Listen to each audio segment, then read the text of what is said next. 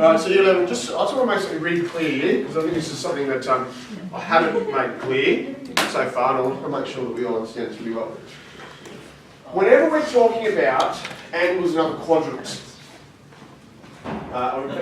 whatever quadrant we're talking about, 1, 2, 3 or 4, doesn't matter. Whenever we set up our right angle triangle, and we don't actually do that, but that's kind of how we've got to this point of being able to understand this and calculate the different trig values for other angles. When we set up this right angle triangle, it always comes off the x-axis, like this. And that means that the angle is always the angle between the x-axis and the hypotenuse of the triangle. Okay? So it's always, no matter what quadrant we're in, if we're in this quadrant up here, and we're setting, that's our point there, we set up a right angle triangle like this, and that's the angle in there. Again, between the hypotenuse and the x-axis. So, keeping that in mind, knowing that this point over here on the x-axis is 0 degrees or 360 degrees once we've come all the way around, and this point over here is 180 degrees, we're always asking the question, how many degrees, or how many radians, if we're doing radians, but let's talk degrees, how many degrees are between the angle we're looking for and either 180 or 360? How many degrees from that angle to 180 or to 360? And the answer should be somewhere between 0 degrees and 90 degrees. Okay, because it's always within 90 degrees of one of those angles.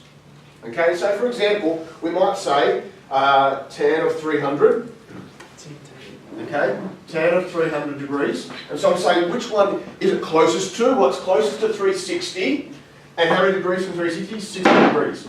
And so we want to go now to our exact values and say what is tan of 60 degrees. And so again to confirm that, I'm saying this 300, I'm going to work out is it closer to 180 or 360, and then work out how many degrees from that angle. And so tan of 60 is what we're going to look at. Tan of 60 over here tells us is root 3.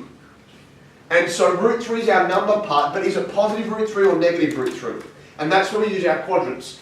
And so 300, that's 90, 180, 270, 360. So 300 fits in this quadrant over here, quadrant 4. And we know that tan, well, the only thing that's positive over here is cos. That means tan is negative in that quadrant. And so tan of 300 is negative tan of 60, which is negative root 3. Okay, and so that's how we're working out these angles of any magnitude. Is it closer to 180 or 360? How many degrees from it? Go back to our exact values, work out what it is, and then place it in the right quadrant, work out if it's positive or negative.